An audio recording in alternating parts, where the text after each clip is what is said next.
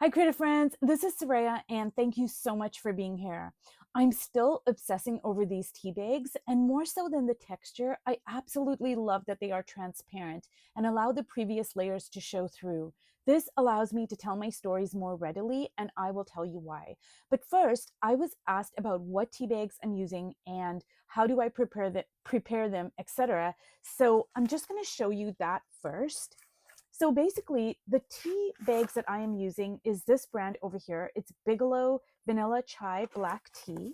And so they come in these little bags over here. So you just, rip them open like so. And I get them out. And basically, what I do is I put them in boiling water. Now, if you're going to add milk to your tea, I would wait until later because you don't want the milk to get on to the tea bag. So it's just boiling water, and I place my boiling water. I steep my tea, and then I take my tea bag out and I use a spoon and very gently try to get the liquid out. And then what I do is I um, just keep it in a cup, and you want to keep it open. You don't want to put it in a Tupperware or anything like that because you want all the liquid to evaporate. Well, that's the way I do it. And then, when I have this cup full of, say, 15 or 20 tea bags, then I just simply remove the string and the tag. And then I open it up, and it's kind of wet now because I just made a stash. So I don't have any dry ones. This is from this morning. So I open it up like so. I'm going to try to do it very, very gently here. So this is wet, and I wait until it's completely dry. So I just take that out. I open it very gently, like so, and there's a seam over here, and I just open it along the seam, and I remove all the contents out, and I put it in my compost. And then what I do is now I've opened it up, and then I rinse it. And in the summertime, I just put it out to dry with my junk mail, and it just takes like seriously 10 minutes to dry because they are very, very thin. But now that it's wintertime, you can allow them to dry inside the house, and they don't take long to dry at all. And so I end up with these gorgeous papers over here, and these are all from tea bags. I know I am a tea drinker. Now I just wanted to show you, I also have I have Tetley tea as well, and I haven't used these because generally I like my chai tea. Now I do sometimes like black tea, or if I'm going to make chai from scratch, then I will use the Tetley tea. But whatever brand of tea you have, and I also have this is like a very kind of an upscale kind of a tea, and it's pomegranate and it's herbal tea. So it's the same, concept. I would now there's I don't This is brand new and I haven't used it yet. But if I was going to use this tea bag, I would still do the same thing. I would remove the string and the tag, and I'd wait for it to completely dry, and then I would try to find a seam and open it up. I'm sure all the papers are going to be a little bit different, but I just know that the with this particular brand that I'm using over here, and I'm not trying to like push a certain brand or anything like this. This is just a brand that I really have been using for years and I love. So I just get like really beautiful papers. I love the texture. I love the color. So just use what you have and experiment and try out, different brands and papers. But I wouldn't go and buy, something specifically to use for your art. Although I have been known to do that, mind you, but I wouldn't do that. Like, I mean, just use whatever you have. If you're a tea drinker, if you're not a tea drinker, maybe ask somebody who is a tea drinker, and I'm sure they will save their tea bags for you. So anyways, I just wanted to share that. So let's get back to my art journals. Now these are cardboard books that I have turned into art journals.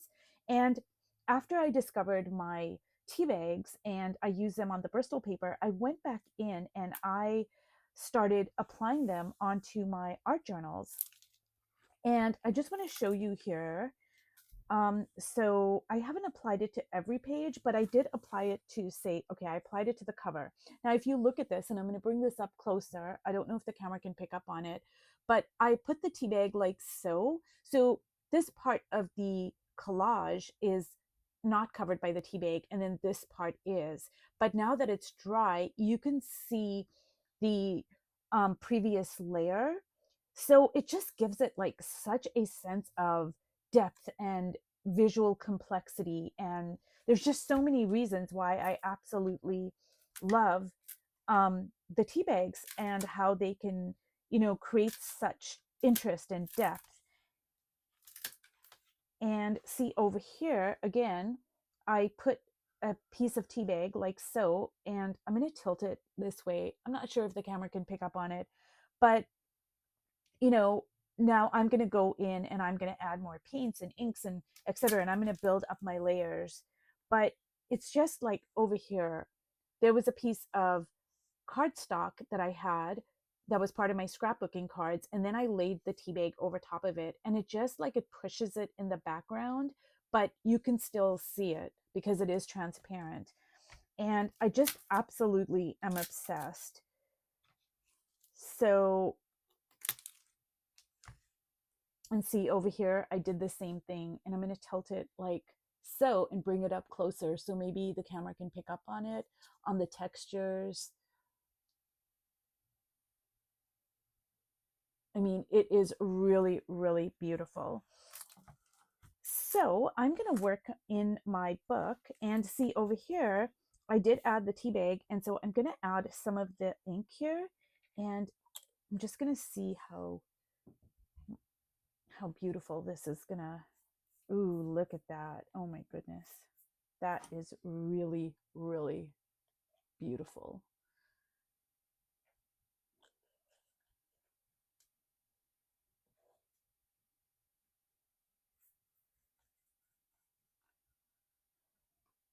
So I'm going to just talk a little bit about visual storytelling and why allowing my previous layers to show through is so important. The first reason is when I allow the previous layers to show through, I'm creating a sense of history on the pages, and they create they tell you like where the page has been. It's not just you're not just looking at the image that's currently on the page, but you're looking at how this page got to be where it is. And that is really important to me in terms of me sharing my stories, because especially in art journaling, it's such a personal and unique form of art that I really relish in the fact that my art journals can tell my stories.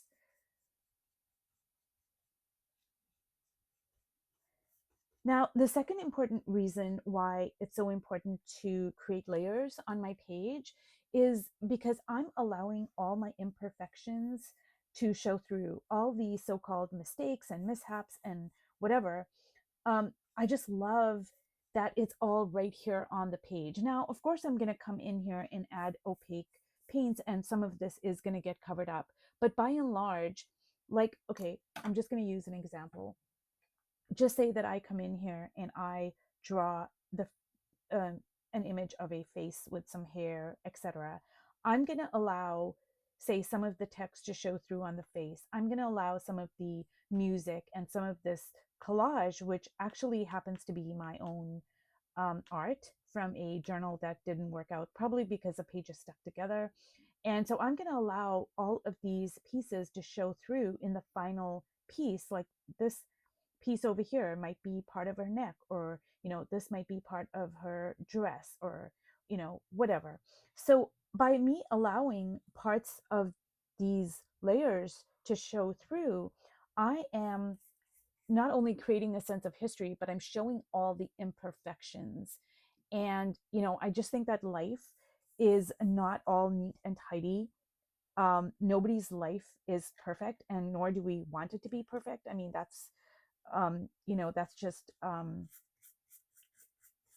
that's a lie that we've been sold. um, so I just love the fact that I can allow all those imperfections to show through, because it creates such depth to the page. Another thing is that layers create a visual representation of memories, And it's very hard to, like, memories, when you think about it, I mean, it's very like sketchy, like, we remember things according to our own lens. And we might remember them completely different than the way they happened, or we might only remember a small part of it. Like, memories are very tricky. And I think that layers, they kind of like are a visual representation of memories, like the push and pull of it. And I just love that aspect of layers and creating the layers on my page. Another reason why layers are so important is that we can infuse emotions onto the page with the symbolism, line, text, texture, and layers contain so much beauty and depth. And, when I put the tea bags on top of the page, I get the texture of the tea bags, but I also get um, the what's underneath it. Whereas, and I talked about this in one of my other videos, I think, I have a ton of handmade papers. And, if I had to put, say, a piece of this paper onto the page, as beautiful as this is, it's opaque and I'm not going to be able to see what's underneath it, whereas with the tea bags, I can still see the previous layers. And that's super, super important to me. Another reason why layers are so important is that they allow the viewer to participate in the art process. And that viewer includes me as well. Like, so just say you're not showing your work on social media, it's just for you. But, when you allow your layers to show through, you are a viewer as well. And it's going to allow you into the mysterious creative process, the complexities of it. And, you might see a layer that was from the very beginning, and it might remind you of where you were at that particular time. Maybe it's going to tell you a little bit about your emotional state, or maybe you were struggling with something, or maybe even just, in an artistic sense, you might have been struggling with color or line, or whatever. But anyways, it's all on the page. It's not covered up. Now, we can't allow all of the layers to show through, because in the final, image, a lot of it is going to get covered up, but I am going to keep a lot of it as well and allow it to become a part of the image. And I'm really excited to work in this way with the tea bags now, because I just want to see how is it different from, say, like, I'm just going to try to get another art journal here. Say, this art journal over here, like, this was before I discovered tea bags and how I can lay them flat on the page and use them in that way. So I'm gonna see how is this journal gonna be different from, say, this journal. And I'm really excited and interested about, where this is going to go.